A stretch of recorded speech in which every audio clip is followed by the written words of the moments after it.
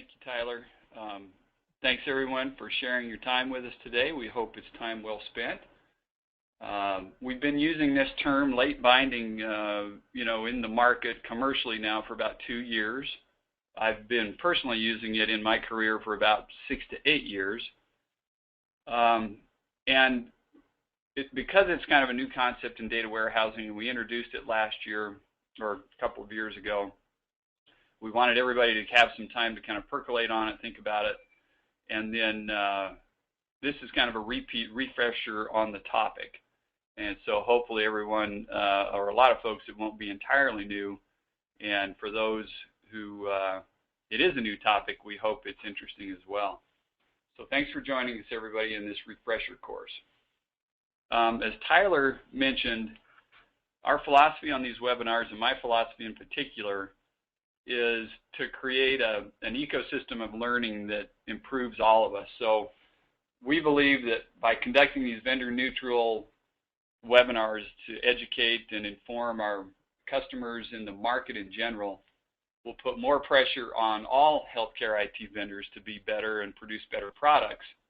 And then hopefully, of course, the spin-off from that is better, more affordable healthcare if those software products are doing what they should do. And then that's also, for the vendors that can keep up with this cycle of improvement, it will end up being a benefit to our business as well.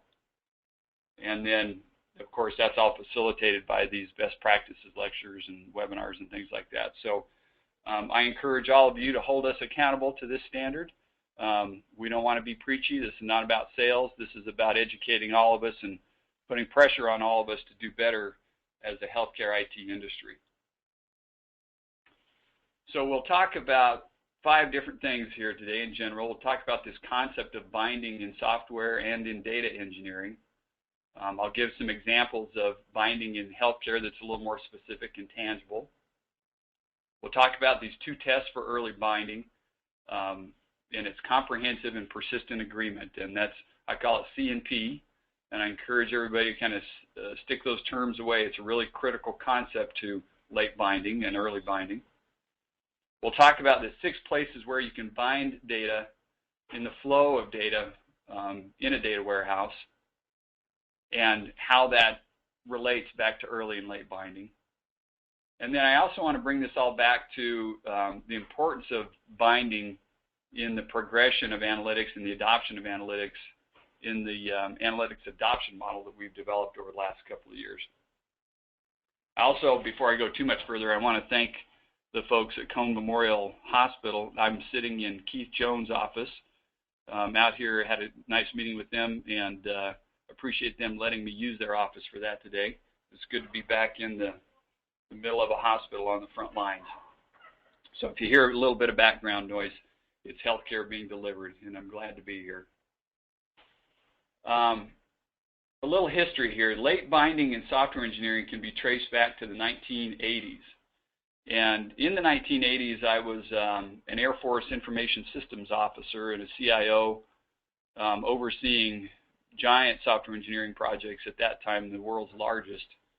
Now they pale in comparison to organizations like Google and Facebook and that sort of thing. And we were accustomed to building software. At that time, I was involved in software called Jovial and PDP-11 and Fortran, and we would write our code in these big, giant swaths, hundreds of thousands of lines of code all in one module, and we'd link that all together at compile time, and if there was a problem, of course, you had to unwind that. There's lots of problems with compiles. Those of you that were around in those days will appreciate all of this. And then in the 80s, a fellow named Alan Kay at the University of Colorado and University of Utah and Xerox and PARC came up with this very simple notion of object-oriented programming. And that was small objects of code that were written around a reflection of the real world. And instead of compiling those or linking all of those at compile time, you linked all of that code at runtime, only when you needed those modules. And it created a major improvement in agility and adaptability to software. It really kind of revolutionized software engineering. But I can also remember being in the middle of that change and being completely confounded by this term, object-oriented programming, object-oriented analysis, reading book after book after book on it and going, I'm missing something here because this just seems too simple. I know I'm missing something. But the reality is it was that simple. It was absolutely as simple and as common sense as it appeared to be. But because my mind was brought up in old school software engineering, it took me a long time to really grasp how simple and elegant it was. And that's really the same message that I want to share with everyone about late binding. It's a catchy term. Sometimes I think we hype it and market it just a little bit too much. But when you really look at it, it's incredibly simple. And so don't overcomplicate it. And that's the message that I hope I convey today is it's probably just as simple as you think it is. Don't overcomplicate it. I also want to note Steve Jobs' contribution in this area. He gets a lot of credit for what he did at Apple, with the iPod and the iPhone, and I'm using a Mac Air today. I love it.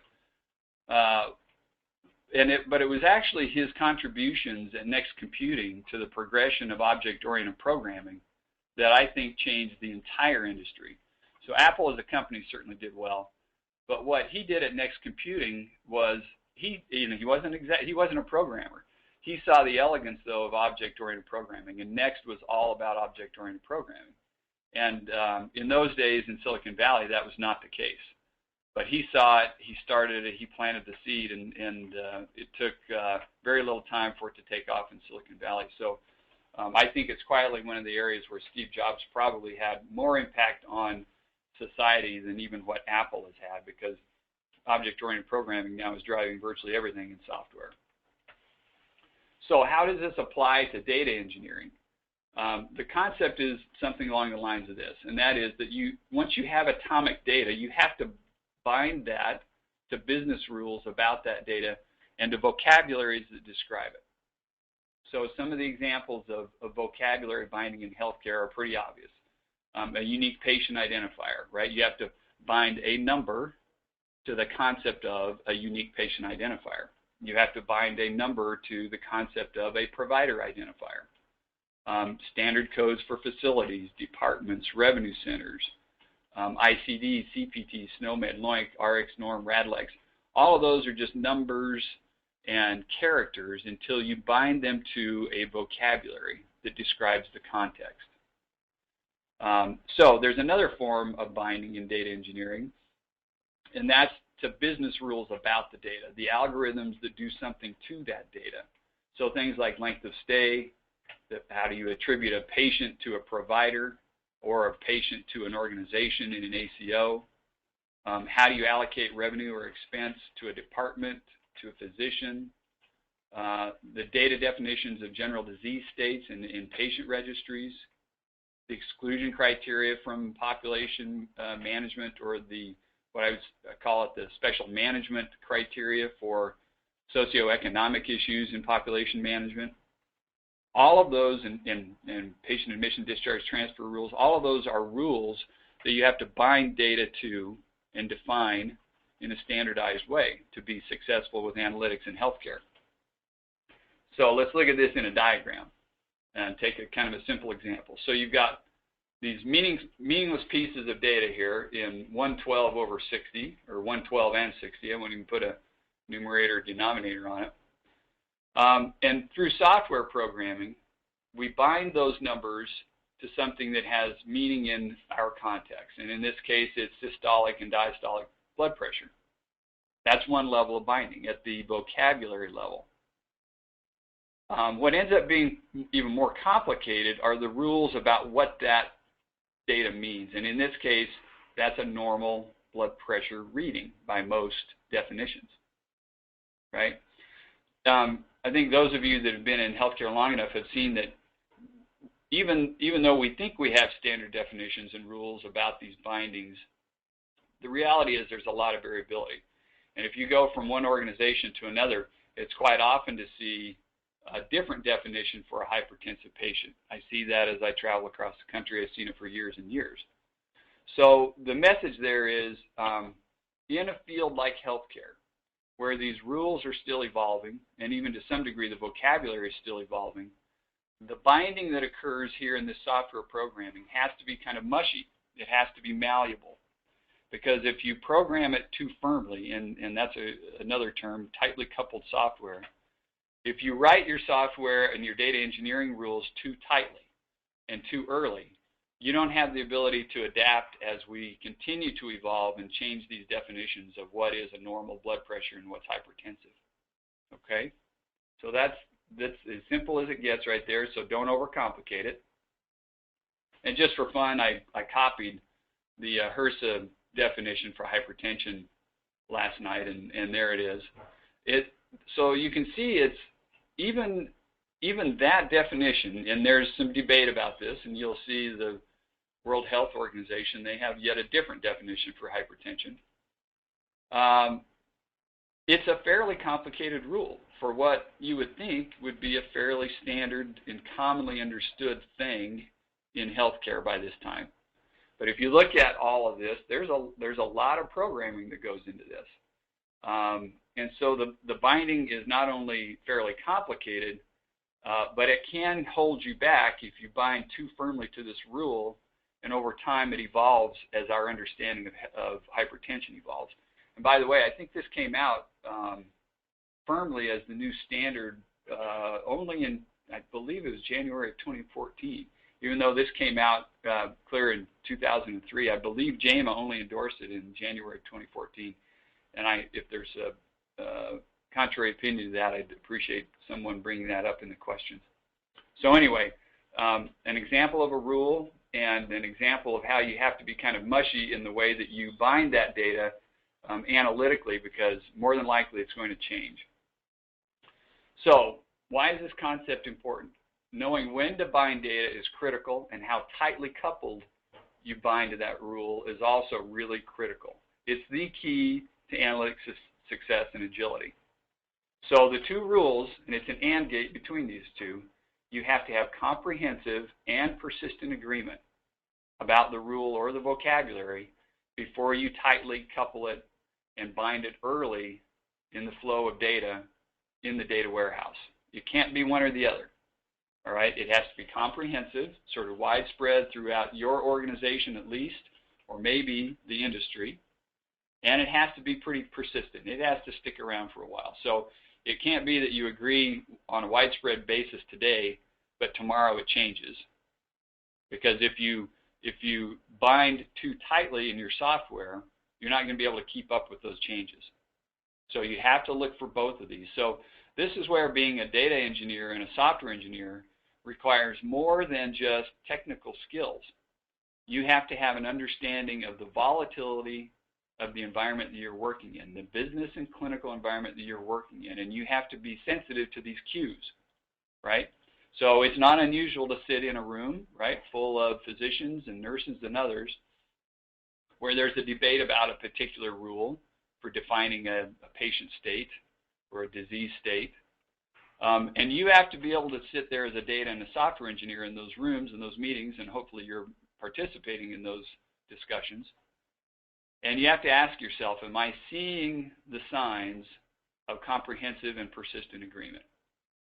And until you see that debate settle down, you better make sure that the software and the data that you engineer is loosely coupled and follows late binding concepts, because otherwise you're going to be constantly going back and reworking that. So, you know, parameterizing, object-oriented data engineering and software engineering, really important until you see this equilibrium take place and the settlement of the discussion. So this is kind of a typical diagram. I'm sure a lot of the IT folks in the audience have seen this. This is the flow of data from left to right in a data warehouse environment, in an analytic environment. And it turns out that there are 6 places, in my observation over the years, where you can bind to a rule or a vocabulary. And you have to be very consciously aware of where you bind in these 6 places, because everything downstream of that is going to be constrained by that binding, right? And what that translates into is less agility to support new analytic use cases if you bind clear over here at points 1 and 2 before you've reached comprehensive and persistent agreement. That means all the binding that you impart upon the data over here at points 1, 2, and even 3, all the analytic use cases downstream of that are going to be held accountable to and tightly coupled to whatever you've decided to bind to here in levels 1, 2, or 3. Now, it's completely fine if you want to, and if you see comprehensive and persistent agreement about the data vocabulary and about the rules, it's totally fine to go ahead and bind early here in 1, 2, and 3, because then you can kind of take it off your plate. You don't have to worry about it anymore. But I would caution, in healthcare, it's such a volatile analytic environment right now. There's not a whole lot that you can safely bind to in those early levels without suffering some kind of negative consequence downstream in your ability to support new use cases. So, applying that question, right, if there's high comprehension and persistence of vocabulary and business rules, go ahead and bind early in these areas.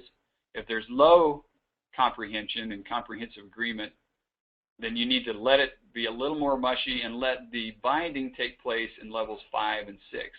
In fact, one of the things that I advocate is that if there's a lot of debate, a lot of uncertainty about a particular vocabulary, or even more likely a rule about a particular analytic use case, give your end users, give those physicians and those nurses and those administrators, give them a tool that allows them to explore those bindings in this visualization layer. That's where you're doing the what if.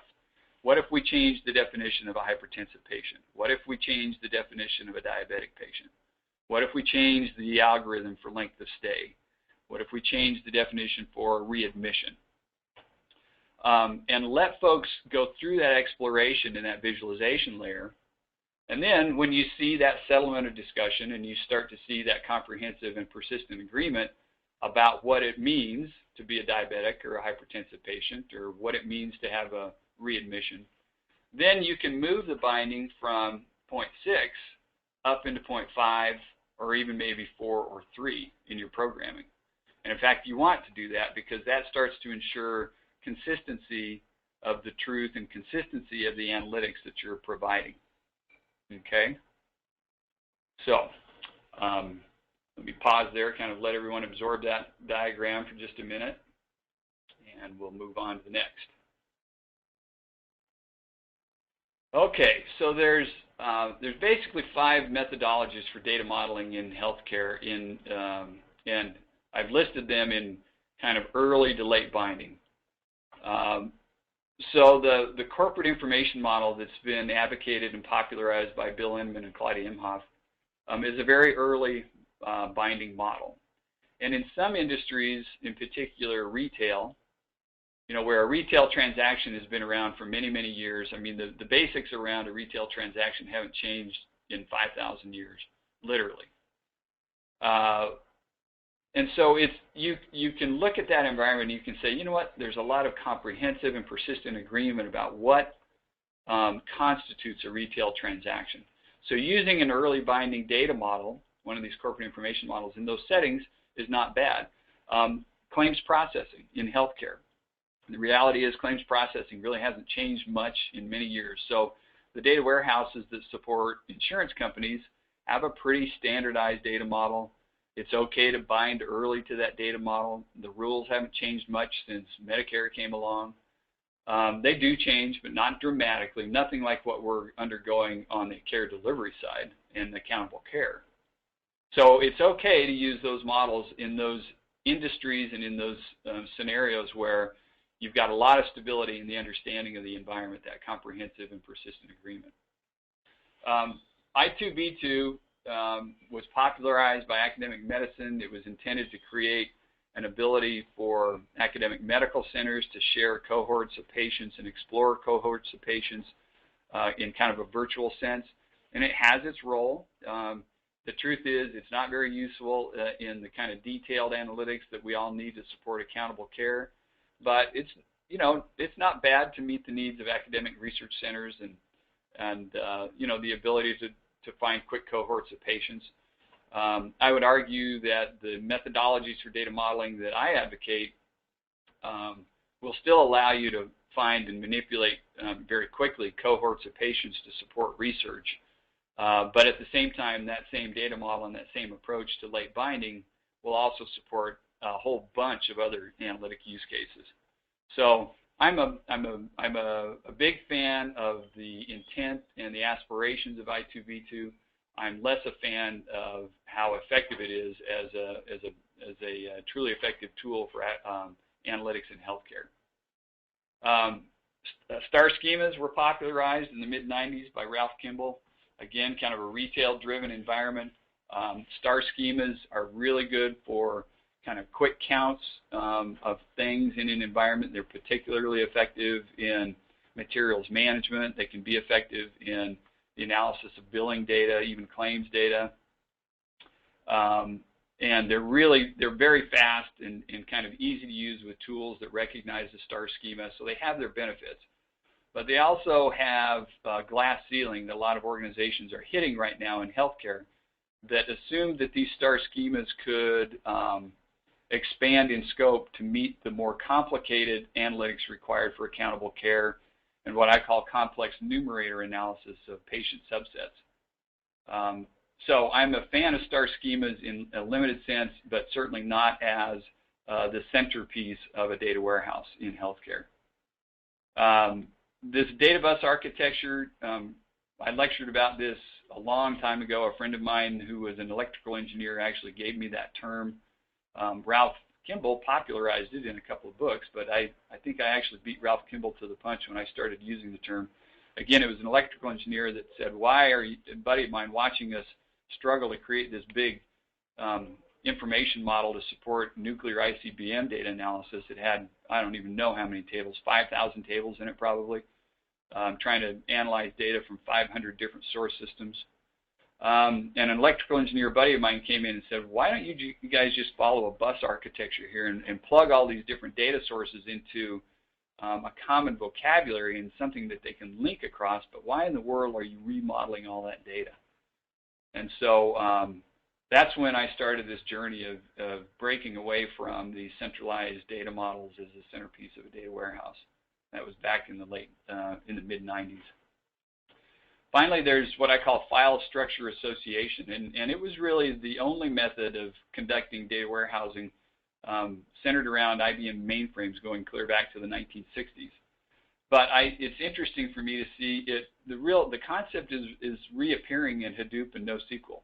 I mean, the tools are pretty dramatically different, but the concepts and the design are not much different than what we were doing with IBM mainframes for many, many years, where you have these kind of big these big lakes, I guess now is the term, of data, where you can just pump data into these big kind of ASCII-style file formats, and then you wrote programs over the top of that to create the relationships. There was no relational database engine at the time doing that for us. We had to do that ourselves with programs, and we didn't impart any kind of strict data model on those ASCII files. So it's kind of interesting to see the world coming back to that in Hadoop and NoSQL, and it's very cool what Google and Amazon and others have done with Hadoop and that whole environment. It's going to have a big impact on healthcare, although not as big as everyone thinks it is right now. That's a separate topic, and I'd be happy to entertain questions and thoughts about what I think the appropriate use of Hadoop is in healthcare right now, and how to migrate towards that. Okay, so what I always emphasize is that the key to data warehousing in healthcare is not data modeling. In fact, I believe there's an inverse relationship between the data modeling that goes on and the success of a data warehouse. If I see an organization spending enormous amounts of time on data modeling and data mapping, I can almost guarantee their failure because you get caught up in that cycle and you never get out of data modeling, you never get out of data mapping. You talk about this, that, and the other forever, and you never release the data and start exploring it. So the key is to model less and relate more. And in today's environment, there are about 20 data elements that represent 80 to 90% of the use cases that we're dealing with, and they're listed on the left-hand side there. So this is going to grow over time. It's growing as we speak right now. But to be honest, most of the vocabulary issues right now in healthcare are fairly straightforward and easy to define. And you need to focus on them as they overlap with one another, not try to create a data model that encompasses all three of these source systems that I've shown here in this Venn diagram, but just focusing on those overlapping areas that allow you to relate data between those three areas, right? I don't need to remodel these three source systems. All I need to do is create a common overlapping vocabulary at a data type level, at a column level, that allows me to relate data between those systems. I don't need to remodel it to relate it. Okay? So here's just a quick diagram of how this bus architecture functions, right? You've got all these different source systems of data in a healthcare environment, and in accountable care organizations, it's increasing exponentially. So you've got literally dozens, it'll be hundreds, and eventually thousands of data sources that you have to feed into a data warehouse. Well, there's no way that you can keep up with that if you're trying to map that into a common data model all the time. There's just no way. It's not going to happen. And I've tried it, so I'm speaking from painful experience.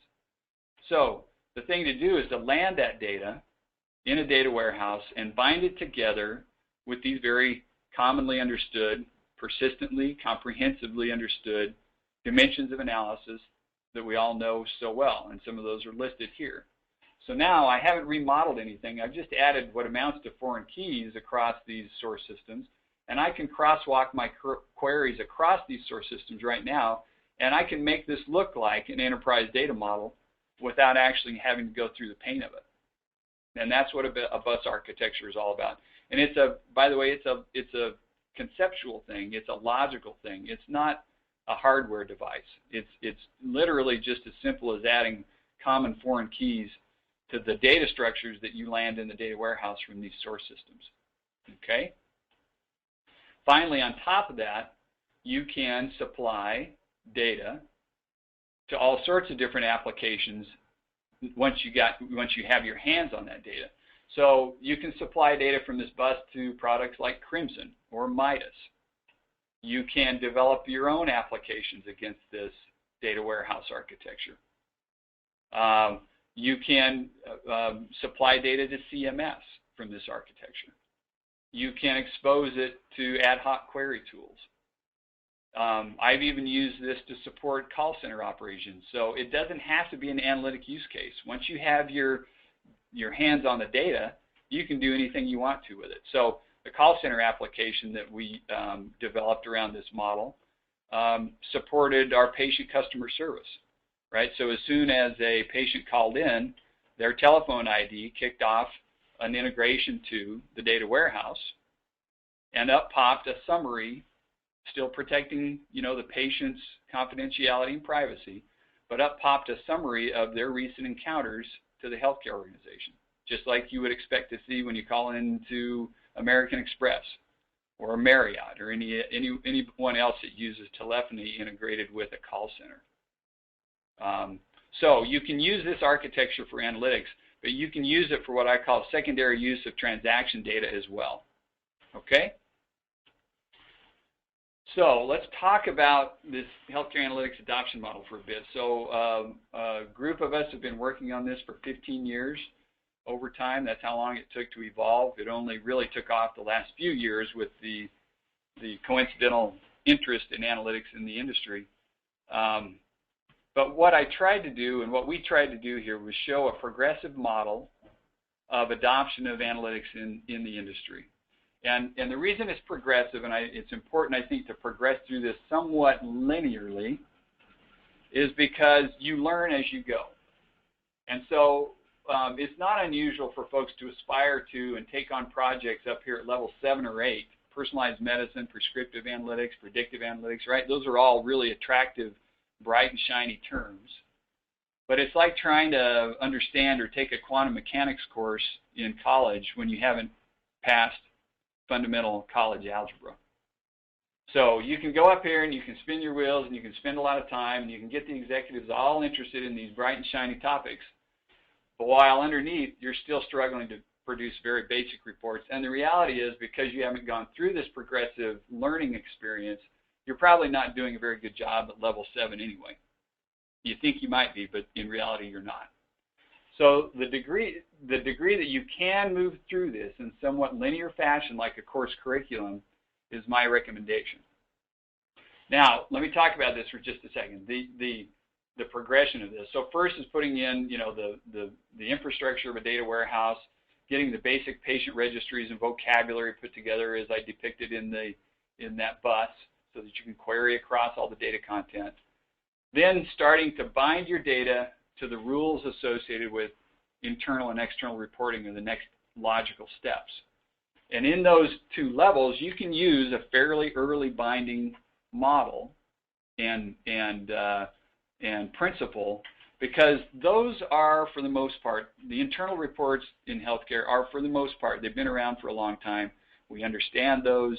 They're pretty stable. They pass that comprehensive and persistent agreement rule pretty well, although I would also argue that we don't even have a common definition for length of stay, truthfully, across the industry. But we have, probably 80% stabilization of our understanding at that level. And the same thing's starting to happen at level 4, where the federal government in particular is starting to impose the definitions for reports upon us, whether we think they're meaningful or not. We know what the rules are.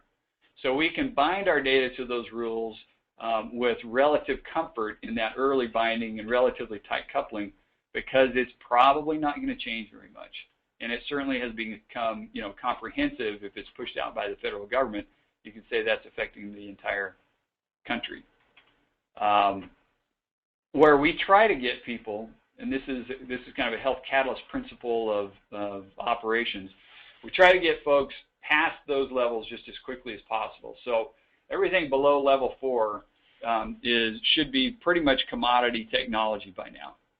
And we try to get that deployed just as fast as possible, because where you want to get to as an organization is levels 5, 6, 7, and 8 just as fast as you can, because that's where you're starting to save lives and save money and differentiate yourself as an organization.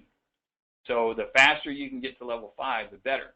Now, what happens a lot of times is vendors will come in and they will show you level 3 and 4, right? Because that's kind of the easy stuff to produce right now.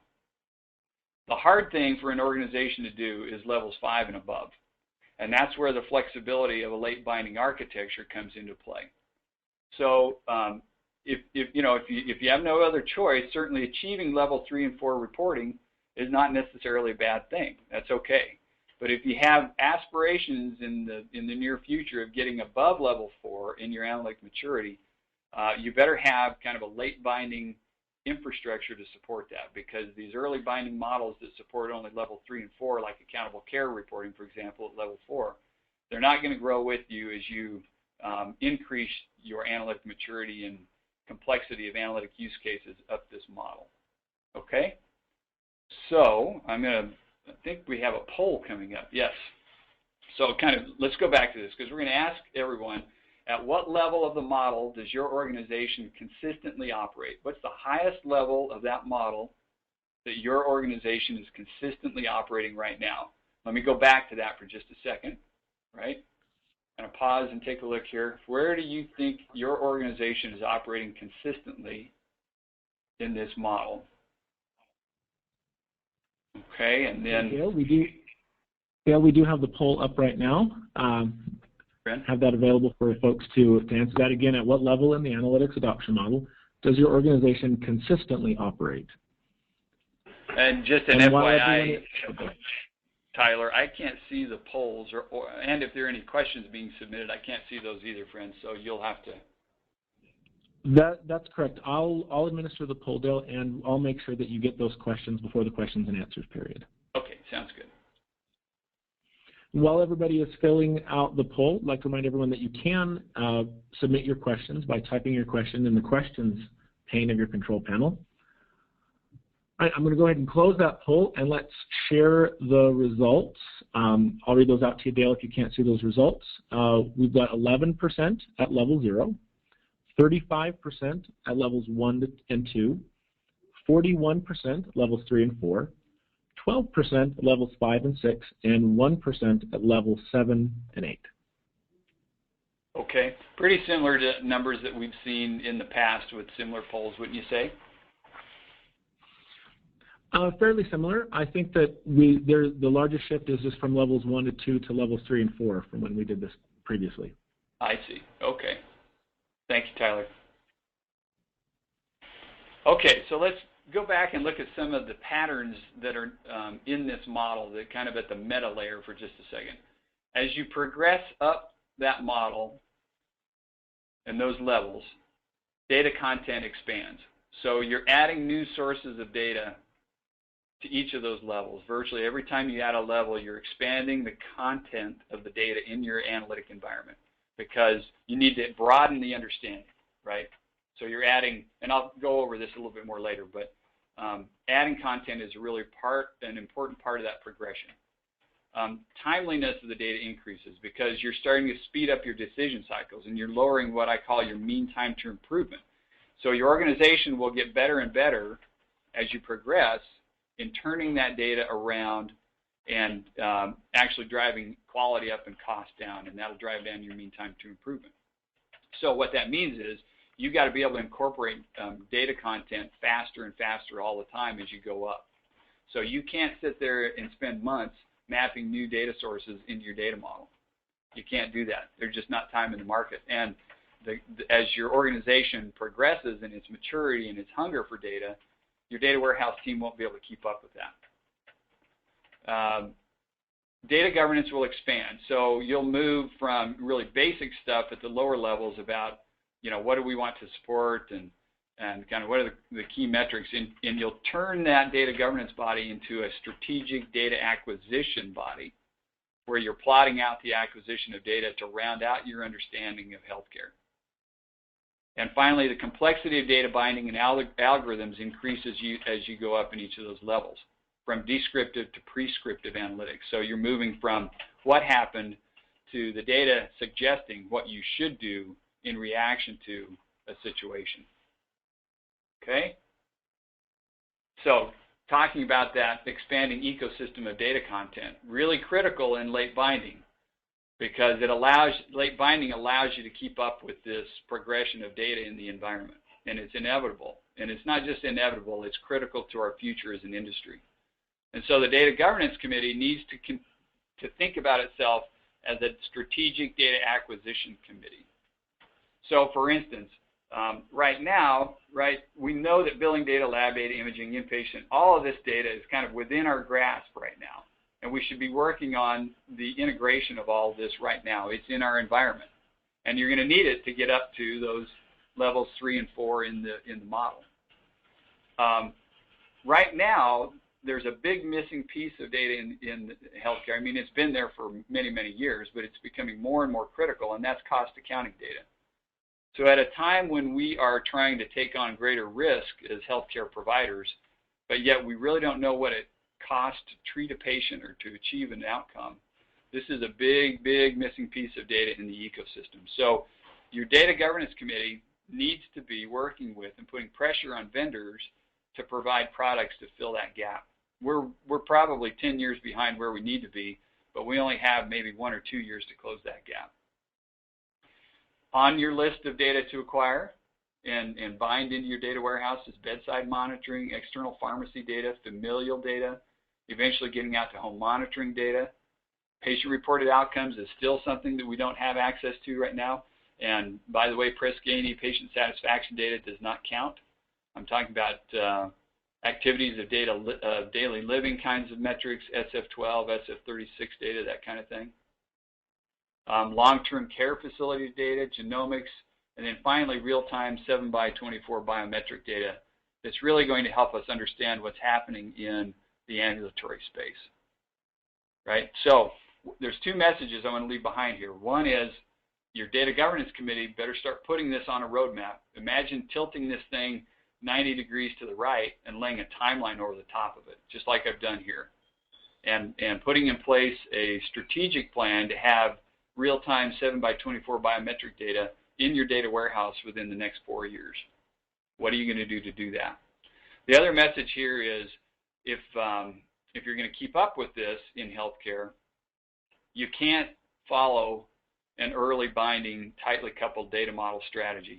Your data warehousing team, your vendor simply can't keep up with this pace of change.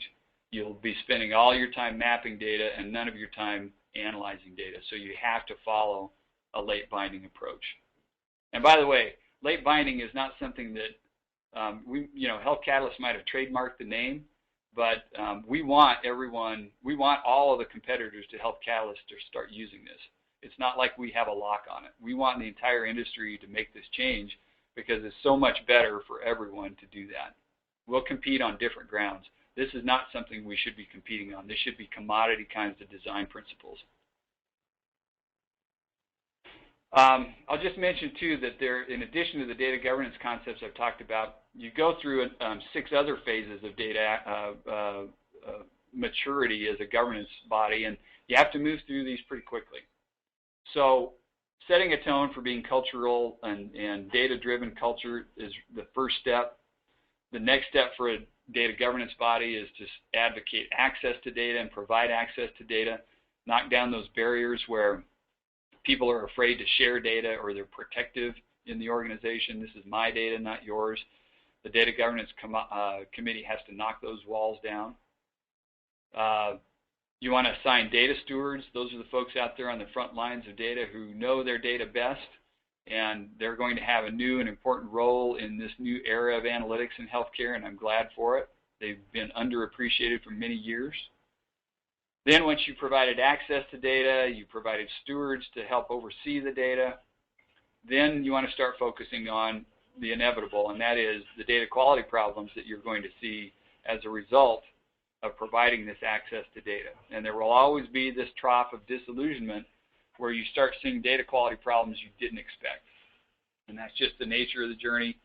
But at least by then, you've got data stewards in place that can help you work through those problems.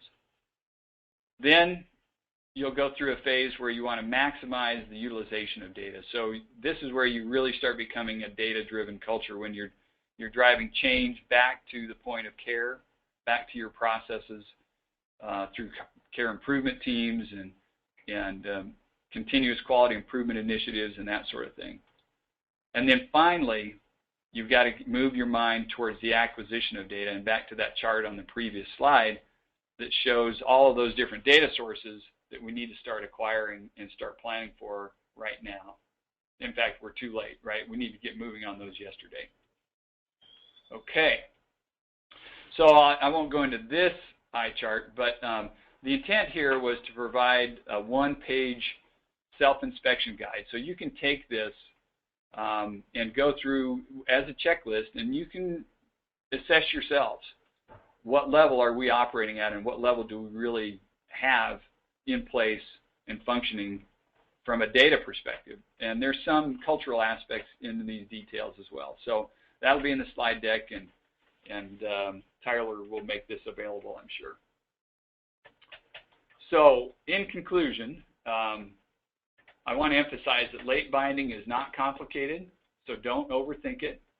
Like I said, I spun my wheels in the Air Force and then with TRW trying to understand what object-oriented programming was, and it was really just as simple as I thought it was, but I couldn't believe it. Late binding is that simple, so don't overthink it. The only thing is it's just contrary to current thinking, which makes it seem complicated. I want to emphasize that early binding is fine, so do it whenever you can.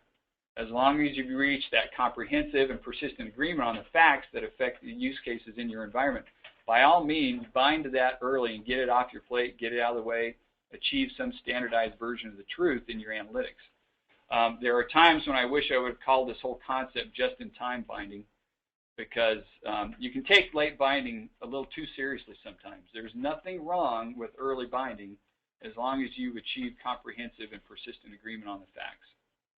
But the way it worked out, it's late binding, and just-in-time binding is really what it's all about. Okay. Thanks. I just want to put a plug in here, and I will I'll turn this really over to Tyler. Tyler, do you want to talk about these upcoming webinars here, friend? Absolutely. We have coming up on July 23rd will be the next webinar in Dr. Haugum's Healthcare Transformation series connected to his healthcare ebook that he's recently completed. That will be the deployment system. He spoke about the analytic system previously. He'll be talking about the deployment system on July 23rd. Also, we have our Healthcare Analytics Summit that's coming up here on the 24th and 25th. And so before we jump into questions, we do have 2 passes to give away. Before we talk about the passes, Dale's got his contact information up. And we do have one more slide. Dale, I believe if you advance the slide, just a little bit more information, a few teasers on some of the keynote speakers that we do have for our summit. Billy Bean, Ray Kurzweil, leading futurist, Dr. Steele from Geisinger Health System. We're really excited about this summit, and so we have these 2 passes to give away. The first is a pass for a single registration, and the second is a pass for a team of 3. Now, before doing this, I would like to mention that because of the high demand and limited space, these registration passes that we're giving away today, they must be redeemed through registering for the summit by August 1st, when the coupon codes we provide will expire. The approach is really simple. I'm going to put a poll question up here and this is for the single registration pass, if you'd like to be entered into the giveaway and are confident that you can attend the summit on those dates. If you can't see the poll question, please send me a note in the chat if you are in the chat feature if you would like to be entered into this drawing. We have had a couple individuals say they haven't been able to see the poll. So we'll leave this open just for a few more seconds, and then we'll go to the poll for the team registration pass.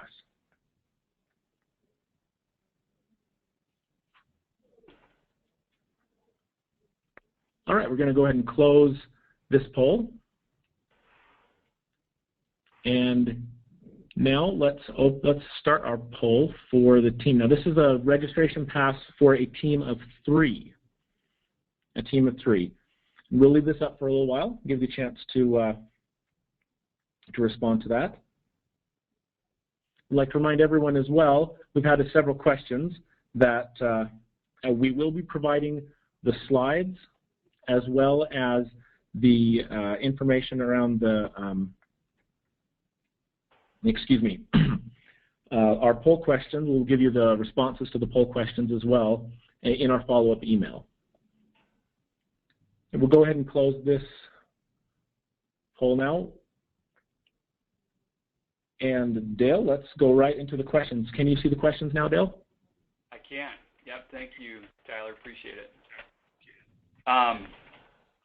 So let's go through these. And by the way, I can stay past the top of the hour, and I'm happy to do so to get through these questions. Assuming anyone else wants to stay on the line, I will be here. So this is from Sam Lamson. Does late binding cause data ballooning or performance hits, since essentially all the data has to pass through from source to the higher level applications? Well, there might be 2 answers to this, actually, Sam. That it might look like all the data is passing through to the higher level applications, but actually only subsets of the data. It's kind of object oriented in that sense. So you're only taking thin slices of all of that massive data and passing it through to the higher level applications, because you're binding and you're bundling data together to support fairly specific analytic use cases. So that not everything passes through as that diagram might suggest. You actually get better performance from a query perspective from this bundling, because you're kind of pre-caching data. It's another form of data caching, really. It's at the database level, not at the memory level. So performance actually improves, and it's kind of hard to imagine this, but it's true. Those big monolithic data models have a harder time handling really broad swath queries that aren't supported by those data marts, those subject area data marts, where we've taken out thin slices of data. If you want to run a really broad query across all of those data sources, you can actually do it faster through the bus than you can through those big monolithic data models. So this is actually one area where, in object-oriented programming and late binding in software engineering, you can get performance hits sometimes in late binding in a pure software engineering environment. But so far, we don't see that kind of problem in late binding data engineering. So thanks, Sam. This is from Marcos. Marcos, hi. Marcos Irigari. I always mispronounce your last name. Sorry, friend, dear friend. I'm a non-techie, so bear with me. Can health catalysts perform both early and late binding? Yes, Marcos, we can, and that's what we advocate, even though we sound like all we do is late binding. Like I indicated, early binding is totally appropriate and should be practiced when you reach that comprehensive and persistent agreement state. Oh, Philip Topham, another dear friend, he's going to put me on the spot here, and he's going to ask me, what about graph database NoSQL technologies? It's a relational heavy approach.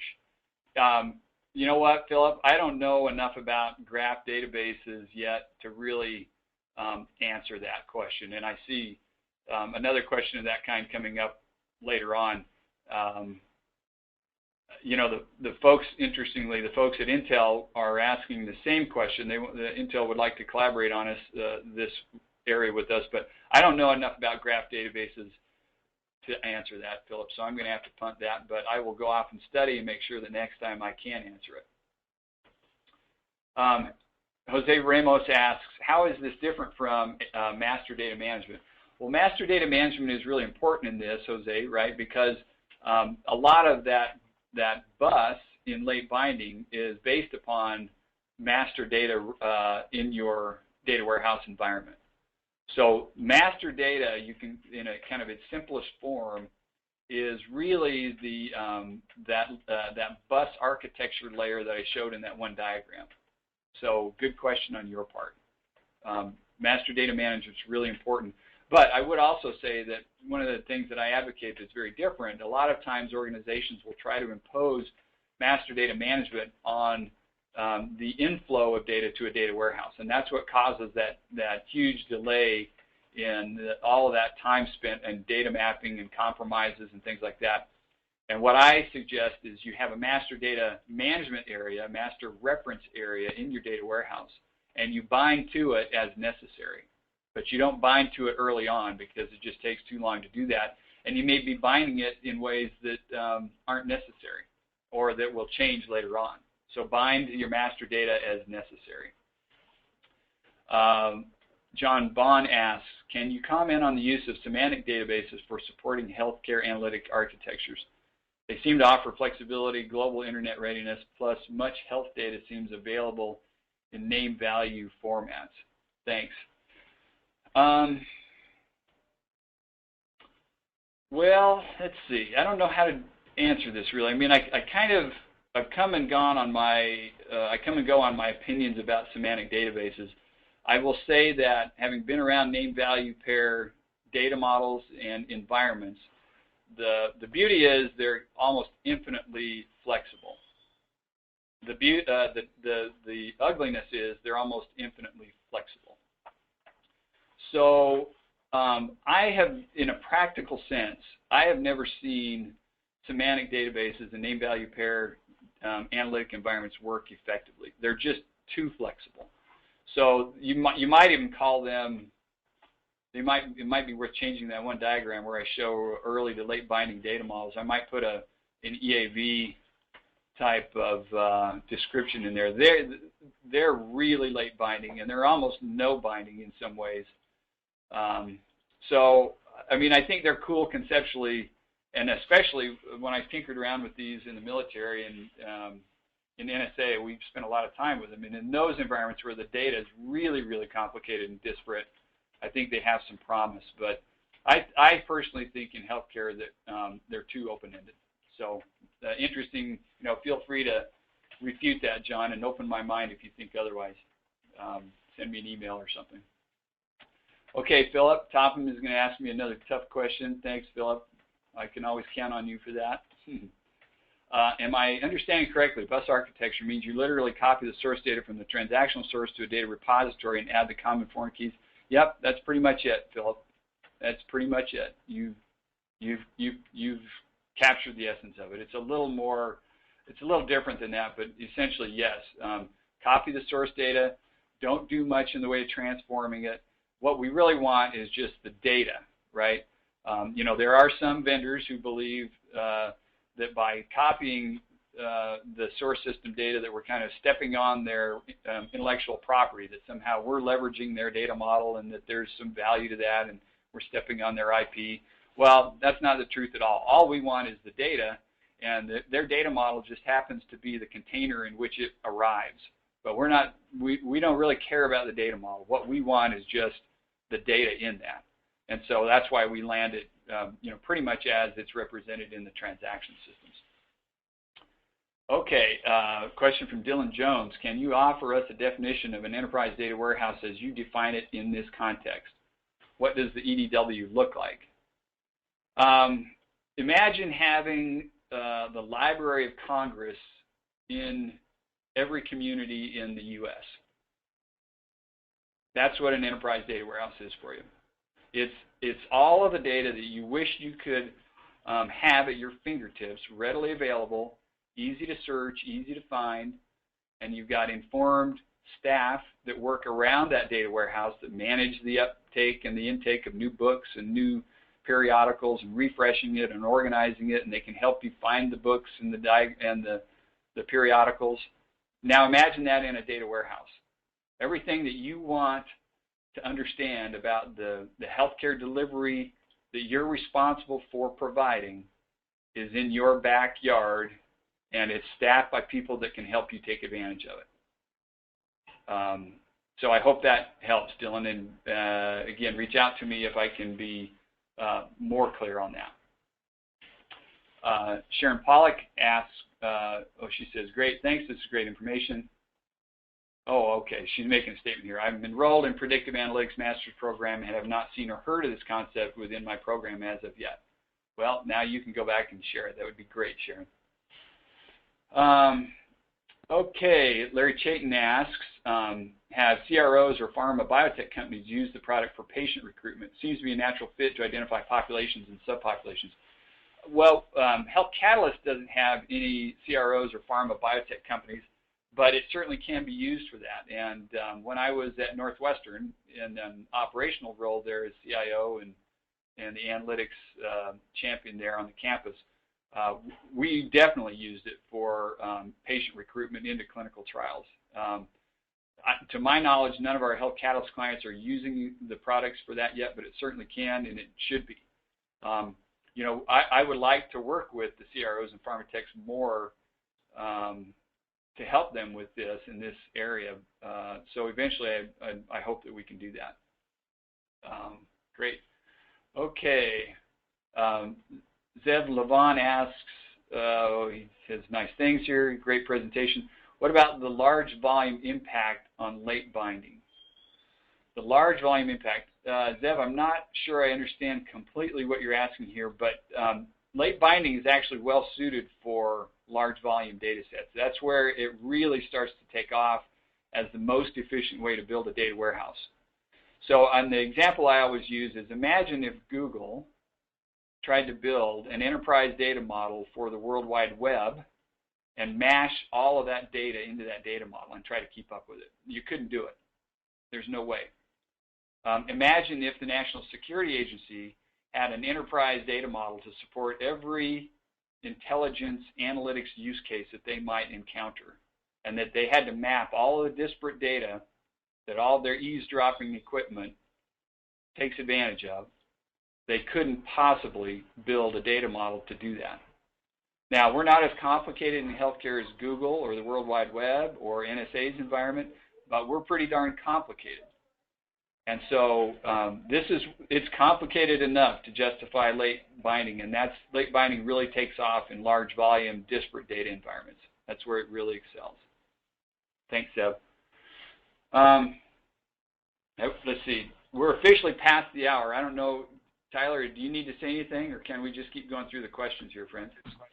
No, we're fine. We can continue through these questions. Those that do need to leave, again, you will receive an email with links to the recording of this webinar, and the presentation slides, and so on. But we're happy to stay on for as long as the amount of time that you've got, Dale, to answer questions. We'll take a little more time here. I'm sitting in Keith Jones' office, so he may boot me out of the office here shortly, but he's my office companion here today. So is there a risk, this is asked by Tom Nover, is there a risk of too many metrics and a lack of standardization or a single source of truth in late binding? That's a very common question, Tom.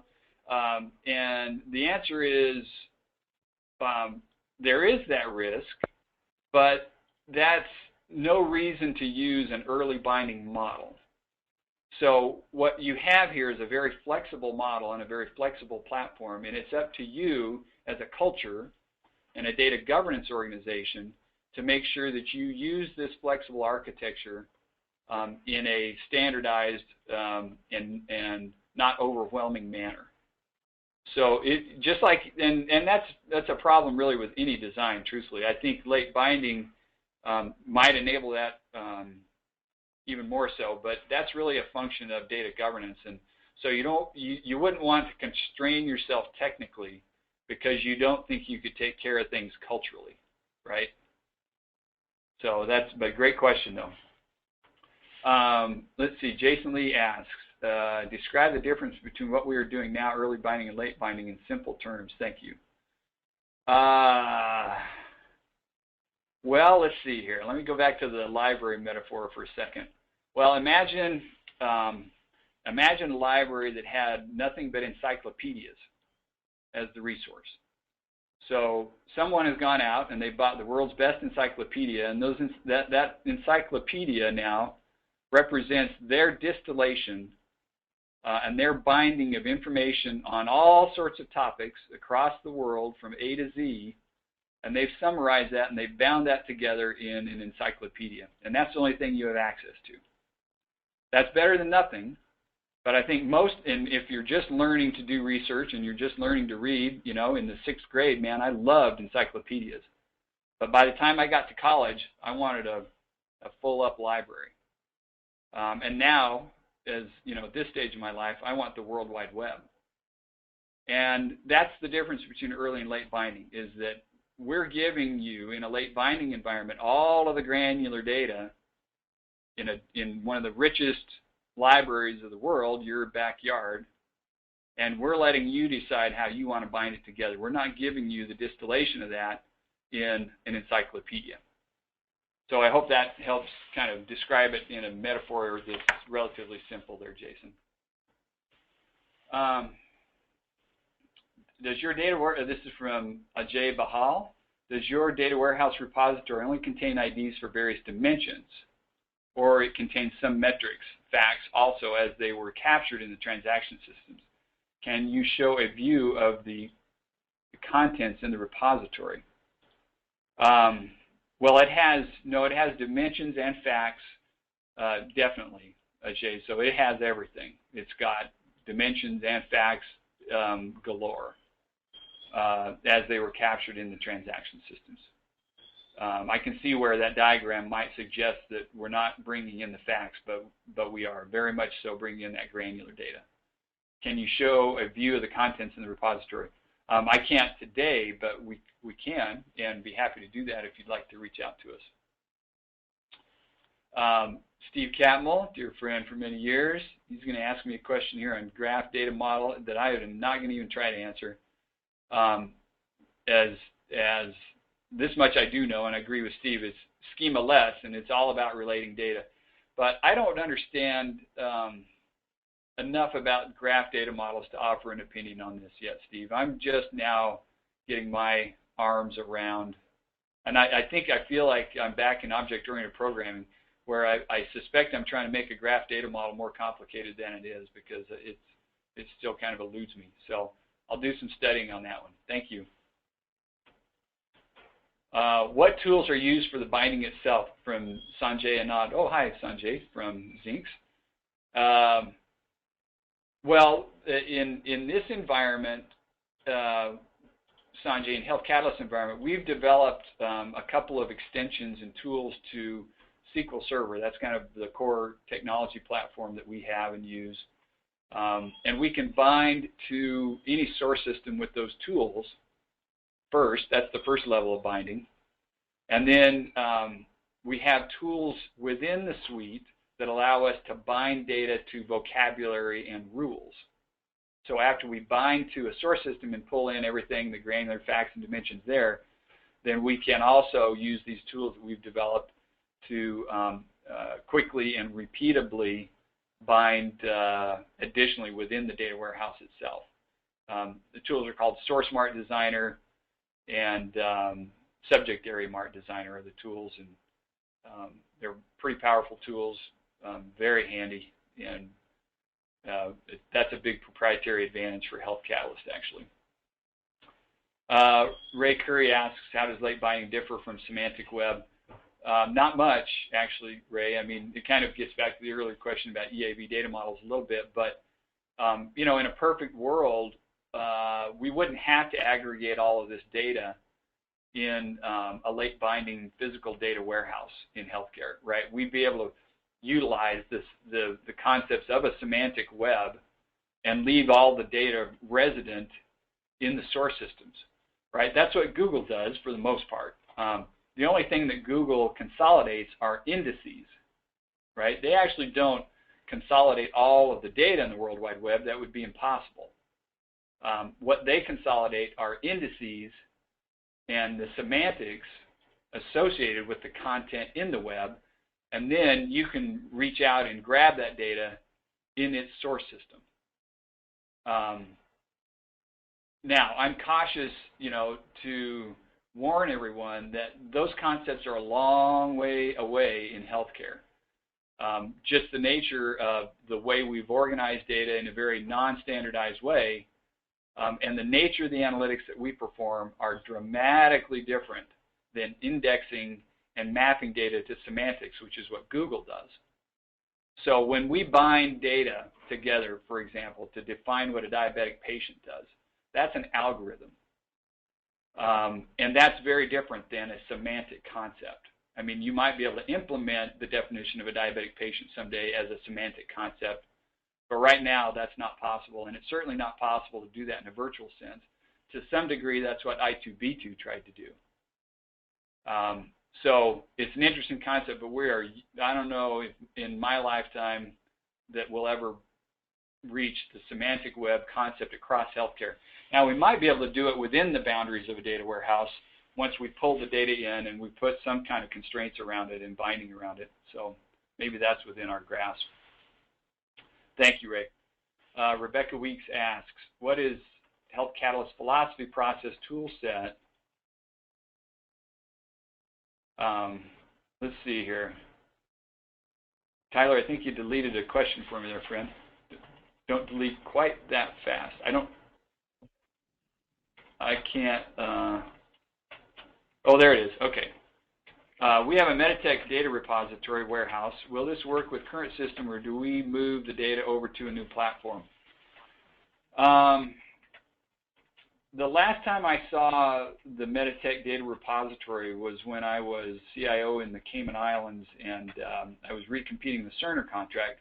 And I looked at Meditech's tools around analytics, and it was a fairly early binding, pretty traditional data model that would support, you know, reasonable use cases up to level 3 and 4 in that analytic adoption model. But I didn't feel like at that time that it would support the aspirations that we had as an organization above that. So I think my answer to that, Rebecca, is that the current design that I understand of the Meditech data repository is early binding, kind of a traditional data warehouse design. You might be able to continue utilizing that to achieve your level 3 and level 4 analytics. But I think if you want to get up above level 4, you're probably going to have to go to a late binding architecture. That's what I would, if I were your CIO, that's the direction I would be going. John Rathburn asks, what is Health Catalyst philosophy process toolset to support the management of what I'll call disparate business rule rationalization on the journey toward comprehensive and permanent persistent agreement, and the reconciliations that might need to be automated between 2 or more reports where consensus can't be achieved in the short term, but the reports must continue to inform? Wow, that's a good question, John. You know, I can't really, let me see, how do I answer this? I can't really say that we have some supernatural great tool for the management of the business rules.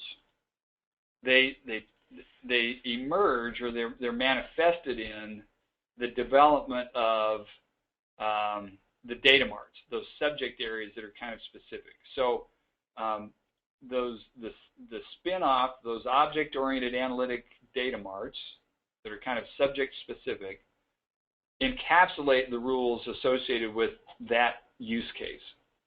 And we expose that in our metadata repository. So, for example, if you have a need for 2 definitions of what constitutes a readmission, a late binding health catalyst architecture supports that. We recognize that. It's an important need. You have to allow for that in healthcare because, as you indicate, consensus can't always be achieved, and there may be reasons for many years to have multiple definitions of the truth, depending on the context. So you can have multiple definitions in this architecture. Now, have we done a great job developing some kind of rules management tool? I can't really say that, but we expose it in our metadata repository so you can browse that, and you can see it, and you can expose it.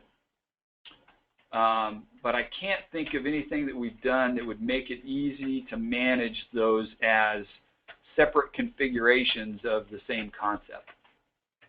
So interesting thing to think about, and good for you for thinking of it, because it's, that's probably something that we need to think about more in the future. And again, software engineering has addressed this, right, with the tools to support those logic rules that are manageable across a big enterprise. Thanks, John. You mentioned some guidance on Hadoop, and I understand you're looking at Health Catalyst on Hadoop. Could you comment? Bharat Shivkar asked that.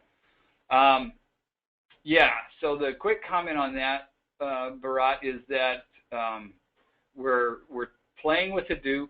There aren't any compelling reasons or use cases for the use of Hadoop right now in healthcare, is my argument. I mean, it is compelling in that it's essentially free, right? Nothing's free, but it's as close to free from a licensing perspective. And so if I'm a budget-pinching CIO, as I usually am, I'd definitely be looking at Hadoop for that reason. But the reality is there are hidden costs associated with Hadoop right now that everyone needs to be aware of, and that is, for one thing, there just aren't very many skills that can take advantage of Hadoop, and especially the tools that you have to lay on top of Hadoop to analyze data. So we're looking at it, we're prototyping it. We don't see any compelling need or use case for it yet in healthcare. We're very pragmatic about what we do. All of us started our careers in, operationally in your shoes. And, certainly if there was high value to it, we would be the first ones to embrace it. But it's just not compelling right now. I think it will become more compelling as our skills catch up to it, and as the real-time nature and the volume of data in healthcare starts to really take off. I think relational database engines will be less and less capable. But, the SQL Server platform, we love Microsoft. We have a great strategic partnership with them. They're working very closely with us on the whole Hadoop platform and how to migrate our clients to it if and when it's needed. And we will be the first ones to get there when there's a compelling reason to do so. But they're just not right now. Okay. Michael Hale asks, has the development of IBM's Watson and its beginning applications in other industries such as healthcare altered existing ways of thinking? Also, is Watson a totally different type of system or something that runs on top of the layers previously mentioned? Watson is almost a completely different kind of system. We could certainly feed Watson with the data. So if you wanted to lay Watson on top of that bus architecture, you could definitely do that.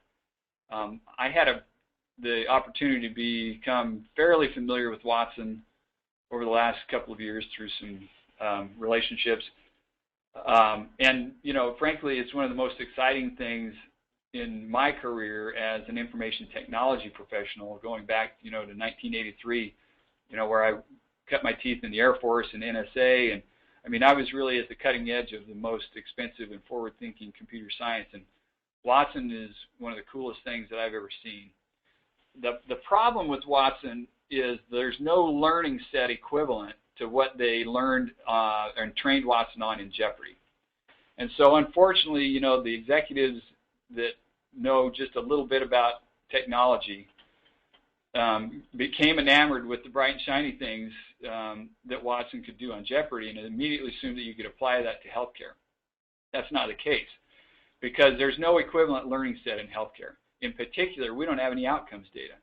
We have patient satisfaction data, but we don't have any outcomes data. And if I had a diagram, I would show you this that I use to describe the importance of a closed-loop data system when you're trying to train predictive algorithms and systems like Watson. You have to have a closed-loop environment to train those, and we don't. That's why I highlight this giant need that we have to collect outcomes data, because we don't know what we're training Watson to do. And the other side of it is, you know, Watson consumed virtually every text source of data from Wikipedia on down to learn about sort of current culture in the world that supported the kinds of questions that they were trying to answer on Jeopardy. There's no equivalent text-based data source of that volume in healthcare. So if you consume, for example, even all the digitized journals that are out there, it's a tiny fraction of what was consumed to support Jeopardy. I mean, teeny tiny. If you consumed every healthcare journal that was ever written, it is still a teeny tiny fraction of what was consumed and indexed and analyzed for Jeopardy. And oh, by the way, most everything that's produced in those journals doesn't really apply to real healthcare in you know, an organization like Cone, right, where so much of what is driven towards outcomes is a consequence of the environment and the lifestyle in this community. So depending on which study you believe, only about 15% of clinical trials ever actually apply to real healthcare. So if you're feeding Watson strictly from clinical trials type data and journals and things like that, you're probably training it on data that doesn't really apply anyway. Now, it all sounds like I'm sort of critical of Watson, which I'm not. I think it's one of the coolest things ever. It's the fault of healthcare, not Watson, that we can't train it better. So we need to catch up our data ecosystem to take advantage of the technology, actually. So I hope Watson doesn't dumb things down. Okay, we still have 77 people on, and we're 20 minutes past. I'm good with that. Chuck Lawrenson asks, are there particular reporting tools that you prefer for levels 3 and 4, and perhaps higher levels, such as Tableau, Power Pivot, etc.? Yeah. So the tool that we picked at Health Catalyst, Chuck, is ClickView.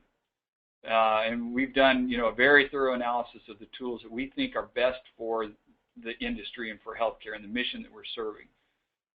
That said, ClickView is pretty expensive, but it's very, very powerful. It is, we think, the best overall value of the tools that are out there. But if I didn't have the budget, if I were your CIO and I didn't have the budget to afford a ClickView implementation, I would probably take advantage of the tools that come bundled with SQL Server, like Power Pivot. So Microsoft, you know, God bless them, they don't always do great right out of the chutes with products, but they do pretty good over time. And the analytic tools that they're starting to bundle for free with SQL Server are getting better and better all the time. And if I didn't have any other budget, but I still had an analytic need, I would take maximum advantage of those tools. Tableau is a very good product. You know, we have seen some, and we've tested it thoroughly in different environments. It hasn't worked out for us, but it is a good tool. Spotfire is another that we think very highly of. Again, ClickView is our choice. We think it's the best one out there. But one of the nice things about this late binding design is that you can feed data from that platform of granular data content into almost any tool that's out there. And I'm quick to remind everyone that the overwhelming, most popular analytics tool in the world remains Microsoft Excel. So if you don't have anything else, you can go a long way using nothing but Microsoft Excel. And And I encourage you to do that. Don't overcomplicate things. I've seen a lot of value pulled out of Microsoft Excel and being able to feed data to people who've been starved for data in healthcare for a long time and using nothing else but Microsoft Excel. Okay, from Stephen Brooks, with late binding in the data warehouse, does that mean the data warehouse contains a copy of all the source systems? Would that make the data stale? Would a data federation tool make sense? Well, you're bringing up a good point, Stephen, and that is you don't want the data content in your data warehouse to become stale, so you have to update it on a very regular basis. Now, there are some people will talk about a real-time data warehouse and all that, and there are some data sources where collecting data in real time does make sense. And we can do that with a late binding architecture. That's one of the nice things about it. You can pump data into a late binding architecture in real time because you're not remodeling it, right? You're just dumping it in pretty much. And that's the good news. But you know what I see a lot of times is people falling in love with that notion of a real-time data warehouse, but they don't even have the ability to consume it. And you certainly don't have the ability to drive change into the organization at that rate. And in fact, if you drive real-time data into an organization that can't consume it, it ends up just confusing the situation and making their process improvement initiatives worse. So this whole timeliness of data has to be delivered in the same context and in the same rhythm as the organization's ability to absorb it and actually act upon that data. Otherwise, it's just a waste of time and resources to do that. I wish that there were data federation tools that would work in healthcare. There aren't. I don't expect that to happen for a while. Again, I2B2 is an attempt at that, and it's better than nothing, but it's not good enough for what we need to do. We still have to, unfortunately, bring data together physically. Rebecca Weeks asks another question here. How does this work with multiple disparate systems containing a lot of the same demographic information? Is there a tool layered into the product for data cleansing? Well, kind of probably two answers there. You definitely have to reconcile and bind to a common patient identifier in this architecture. So that's one of the things you need to do in an early binding fashion right away. Right, there are two core dimensions of analysis that constitute healthcare. One is the identification of the patient. The other is the identification of the healthcare provider or coach or physician, nurse, whatever. That's what constitutes a healthcare encounter right now, are those two pieces of information. And so you have to bind to and reconcile that patient identity and that provider identity right up front very early on. And so there is a tool, and there are, in that bus layer that I depicted in that one diagram, there is an MPI, patient identity, provider identity matching layer that goes on in there. Data cleansing is not something we advocate unless that's what you call it, data cleansing. We don't do a lot of, I don't advocate data cleansing in the data warehouse. I advocate letting all the ugliness and the dirtiness of the data show up in the data warehouse and then feeding that information back to the source systems and letting them clean it up, because you'll spin yourself right into the ground if you try to keep up with cleaning the data that is really the source system's problem. Okay, thank you, Rebecca. Dylan Jones asks, love your Library of Congress example, very helpful. So we need that in place prior to moving forward with the late binding approach. Kind of. Dylan, yeah, you need the basic building block is that granular data from all of the source systems in your environment for delivering care to your patients and running your organization. So you do need that sort of your version of the Library of Congress in your context in your data warehouse in order to take advantage of these concepts. Brian Spinell says, okay, thank you. Yep, likewise. Christopher Giorno says, thank you very, okay. Thank you, Christopher.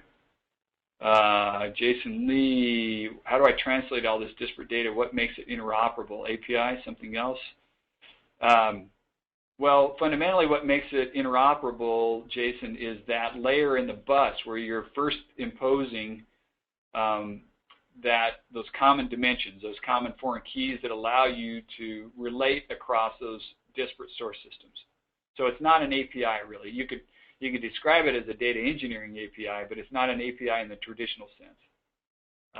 So it's basically, again, don't overcomplicate this. At that bus level, what it really comes down to are foreign keys that are common data types and common naming conventions. Okay, it's really simple.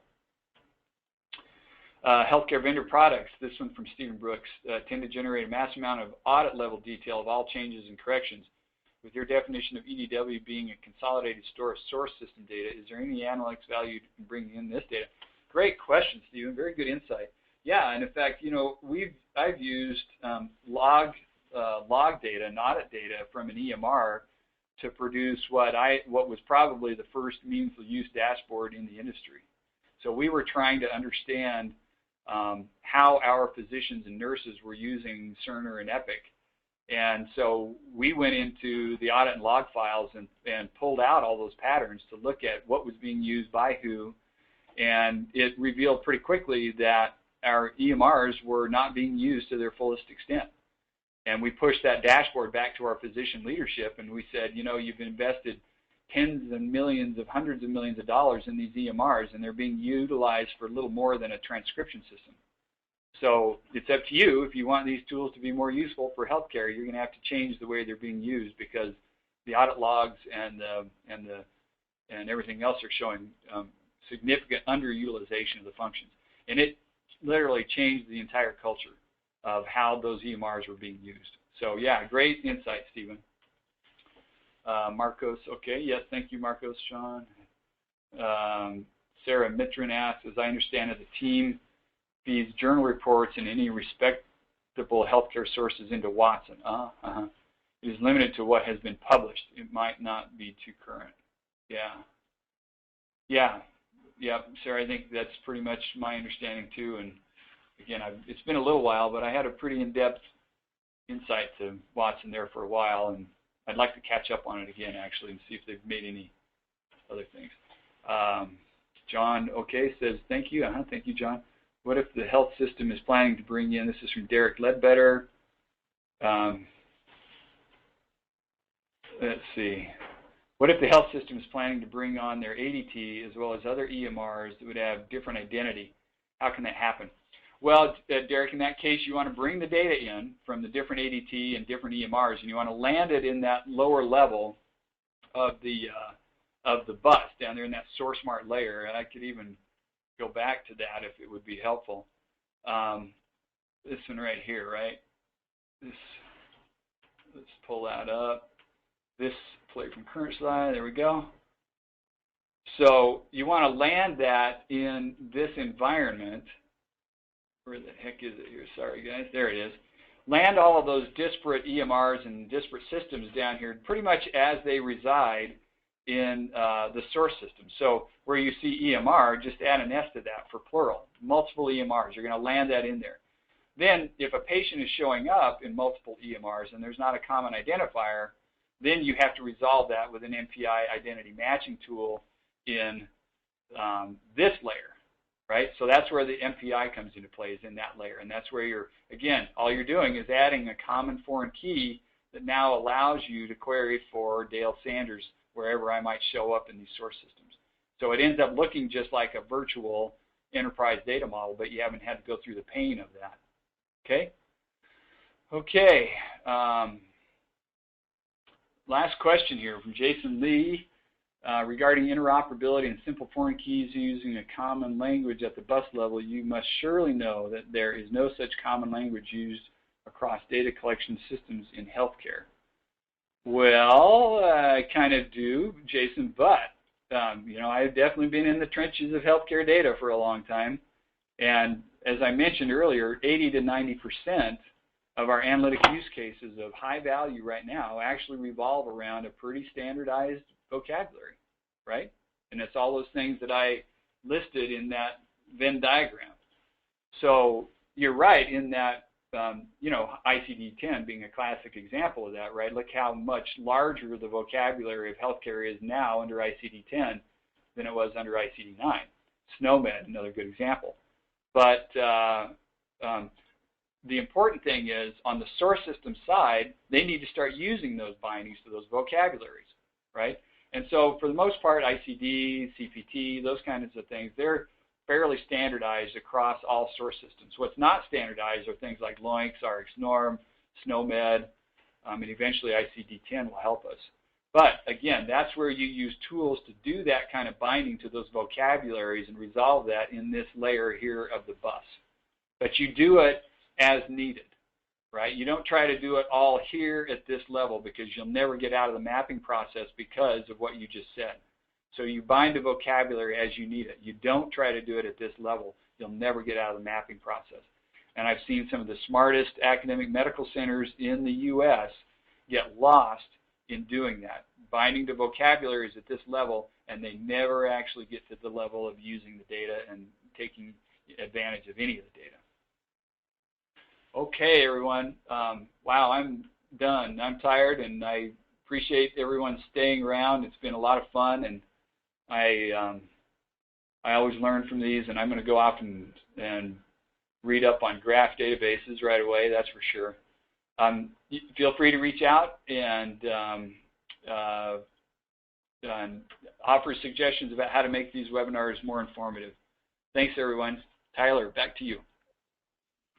All right, thank you, Dale. So before we close the webinar, we do have one last poll question. How interested are you in a demonstration of Help Catalyst solutions? We'll just leave this open for a few moments, give you a chance to answer this. And while you're doing that, we'd like to remind you that shortly after this webinar, you will receive an email with links to the recording of this webinar, the presentation slides, the poll question results, and also the names of the winners of the Summit Registration Pass giveaways. We'll go ahead and close the poll now.